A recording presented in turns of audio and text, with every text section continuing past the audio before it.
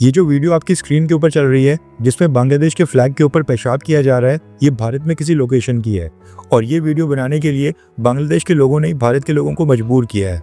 दरअसल पिछले कुछ दिनों से बांग्लादेश से काफ़ी सारी पिक्चर्स वायरल हो रही हैं। वन बाय वन ये सारी पिक्चर्स आप स्क्रीन के ऊपर देख सकते हैं। बांग्लादेश के लोग अपना गुस्सा भारत के तिरंगे झंडे के ऊपर निकाल रहे थे। स्कूल, कॉलेजेस, सोसाइटी की बिल्डिंग, हर जगह बांग्लादेश के लोग इंडियन फ्लैग को डिसरिस्पेक्ट करने की कोशिश कर रहे हैं। बीच बीच में इजराइल और अमेरिका के भी फ्लैग्स हैं। इनको लगता है कि भारत, इजराइल और अमेरिका ये तीनों देश इस्लाम के खिलाफ हैं और मुसलमानों के ऊपर अत्याचार करते हैं। और लास्ट में इस पिक्चर से तो आपका भी खून और खौलेगा, क्योंकि बांग्लादेश के स्टूडेंट्स ने भारत के तिरंगे झंडे को बाथरूम की दीवार के ऊपर भी चिपकाया है। अब ऑब्वियस सी बात है कि बांग्लादेश से एक्शन हुआ है तो उसका भारत के अंदर रिएक्शन तो आएगा। ये पहली वीडियो है जो भारतीय लोगों ने बनाई है।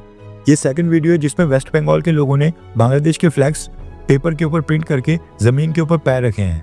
और ये तीसरी वीडियो है जिसमें कुछ इंडियंस वेस्ट बंगाल में बांग्लादेश के कॉन्सुलेट के सामने बांग्लादेश का फ्लैग जला रहे हैं। एंड ऐसी कई सारी वीडियोस वेस्ट बंगाल और भारत के अलग अलग हिस्से से आ रही हैं। हमने आपको बताया था कि Bangladesh university of engineering and technology के स्टूडेंट्स ने अपने गेट के ऊपर भारत के फ्लैग को डोरमैट की तरह रखा था और बांग्लादेशी स्टूडेंट्स उसके ऊपर पैर रखकर अंदर बाहर चल रहे थे। जैसे वो न्यूज़ भारत में वायरल हुई उसके बाद से भारत की अलग अलग लोकेशंस के ऊपर प्रोटेस्टर्स ने बांग्लादेश के झंडे को जलाना स्टार्ट कर दिया और वेस्ट बंगाल में खासकर प्रोटेस्ट ज़्यादा ही हो रहा है। जैसा कि आप इस वीडियो में देख सकते हैं, बंगाली लोगों ने भी बांग्लादेशी फ्लैग को डोरमैट की तरह इस्तेमाल करके अपना गुस्सा प्रकट करना स्टार्ट कर दिया था।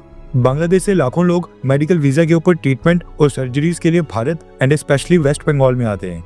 इसलिए वेस्ट बंगाल के काफ़ी सारे सीनियर डॉक्टर्स और क्लिनिक्स ने ये खुद ही अनाउंस किया है कि वो बांग्लादेश के पेशेंट्स को ट्रीट नहीं करेंगे, क्योंकि वो ना तो हिंदू माइनॉरिटीज़ के साथ अच्छा बिहेव कर रहे हैं और ना ही भारत के तिरंगे झंडे का सम्मान कर रहे हैं। इसके साथ ही ट्विटर और सोशल मीडिया साइट के ऊपर कुछ भारतीय लोगों ने मेड इन बांग्लादेश गारमेंट्स को बायकॉट करने की अपील भी स्टार्ट कर दी है। कपड़ों की pictures made in Bangladeshi tag के साथ वायरल हो रही हैं, जिसमें लोगों से अपील की जा रही है कि जिस कपड़े के ऊपर मेड इन बांग्लादेश लिखा हो उनको परचेज ना किया जाए। अब भारत सरकार तो बांग्लादेश के ऊपर कोई एक्शन नहीं ले रही है, इसलिए भारत के आम लोगों ने बांग्लादेश को सबक सिखाने का यही तरीका निकाला है। कोई बांग्लादेशी प्रोडक्ट्स को बायकॉट कर रहा है तो कोई बांग्लादेशी पेशेंट्स को ट्रीट ना करने के लिए कह रहा है।